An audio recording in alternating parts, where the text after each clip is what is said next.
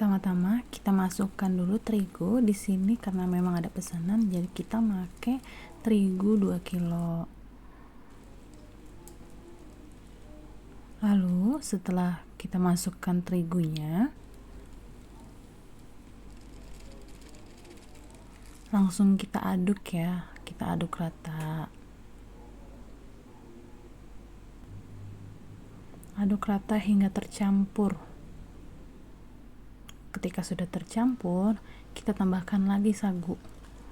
Untuk 2 kilo terigu ini kami memakai 1/4 sagu. Setelah dimasukkan sagunya, kita aduk kembali hingga tercampur rata terigu dan sagunya. Setelah tercampur, kita masukkan penyedap rasa. Di sini aku memakai 2 bungkus penyedap rasa untuk 2 kilo. Ya, 2 penyedap rasa untuk adonan 2 kilo.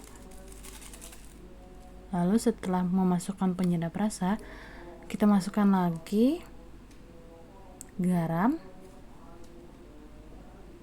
Untuk takaran garamnya bisa disesuaikan sama rasa asin gurihnya ya teman-teman. Lalu setelah garam kita masukkan lagi micin. Untuk takaran micin dan garam semuanya pokoknya disesuaikan ya teman-teman. Lalu setelah kita masukkan semuanya itu, kita tambahkan lagi minyak 2 centong sayur. Untuk adonan 2 kilo.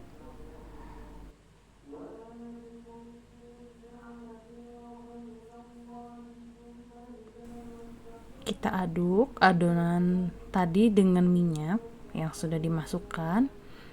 Kita aduk hingga semuanya itu tercampur rata. Kita aduk-aduk.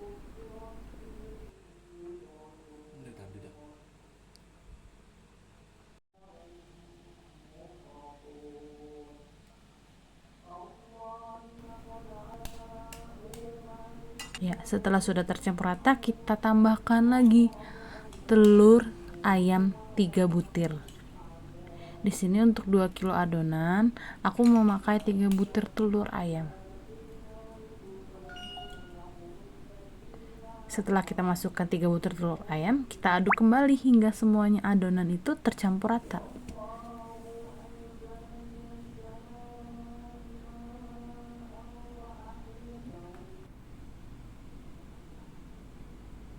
Ya, ini sudah tercampur rata teman-teman dan sudah siap untuk didadar. Nah, untuk step selanjutnya kita dadar adonannya seperti dadar telur ya. Kita dadar. Ini aku memakai 1 centong sayur untuk 1 dadaran. Sebelum mendadar adonan ini, teflonnya tolong dihangatkan dulu ya teman-teman. Dihangatkan dulu supaya adonannya itu tidak bolong-bolong. Dihangatkan, jangan sampai terlalu panas teflonnya. Baru kita tuang adonannya. Kita tunggu sampai dia mateng adonannya.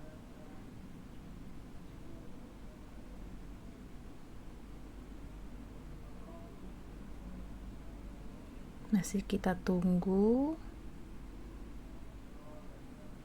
Pokoknya sampai adonannya itu mengering teman-teman.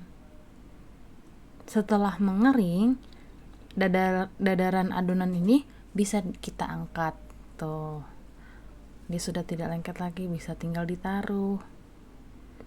Nah, kita dadar lagi sampai adonannya habis.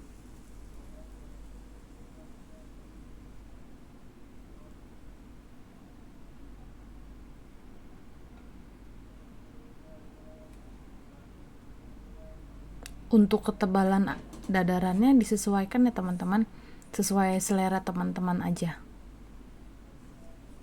Kalau di sini aku karena mau dijual jadi nggak terlalu tebal-tebal adonannya,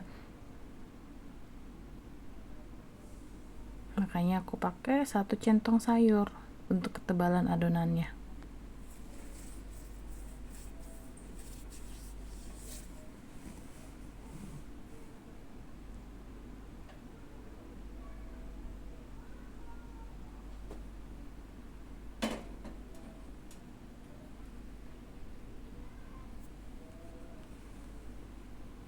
Ya, teman-teman di sini bisa lihat ya perbedaannya, adonan yang sudah didadar kering dan yang belum.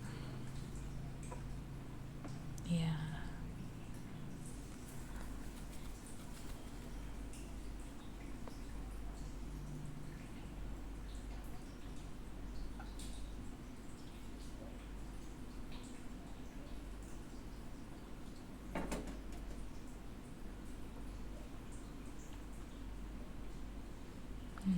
Ini udah mulai kering dan ini belum kering sama sekali.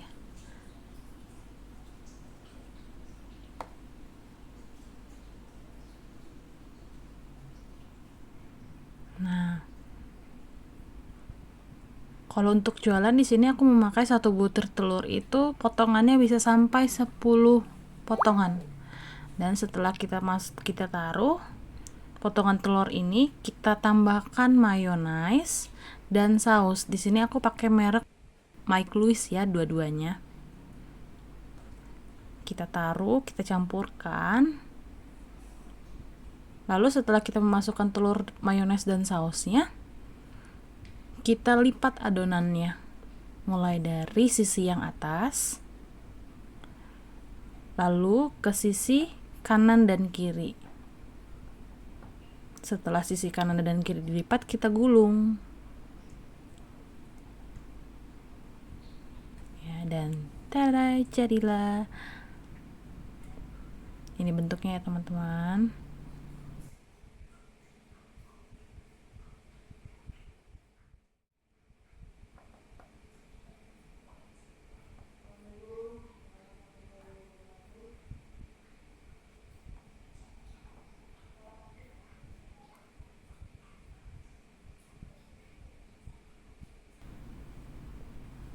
Ini satu box ini bisa capai 50 pieces.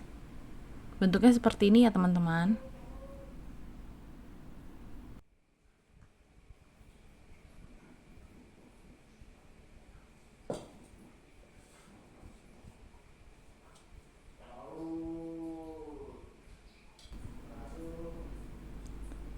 Setelah risolnya digulung, lalu kita balurkan risol tersebut menggunakan terigu dengan tepung panir roti. Kita balurkan risol yang sudah digulung tadi. Ya, ini tepung rotinya ya teman-teman.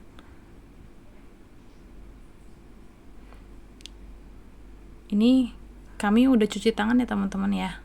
Jadi pastikan tangan teman-teman itu bersih sebelum memegang atau membuat risol.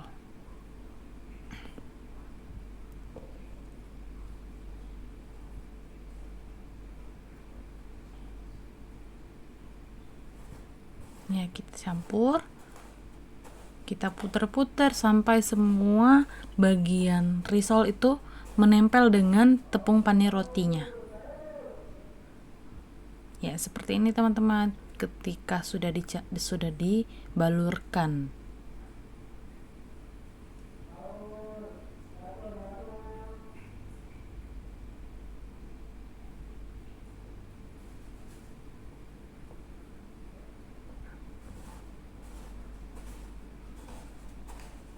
Pokoknya sebelum membuat risol ini pastikan tangan teman-teman bersih ya teman-teman.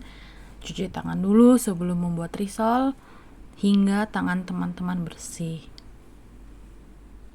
Ya, ini yang sudah jadi, tinggal digoreng.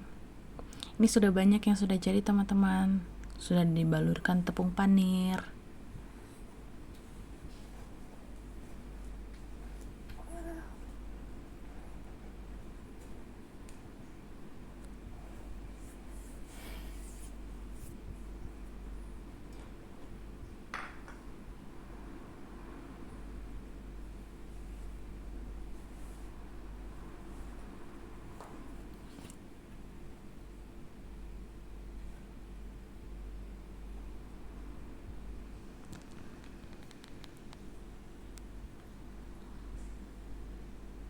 Oke teman-teman, ini hasilnya dan waktunya kita goreng risolnya. Untuk menggoreng risol jangan banyak-banyak ya teman-teman, supaya tidak pecah risolnya. Dan tada, Inilah tampilan akhir dari risol yang sudah jadi. Risol ini siap untuk diperjualbelikan kepada pembeli. Bagaimana tampilannya teman-teman? Cantik kan? Selamat mencoba.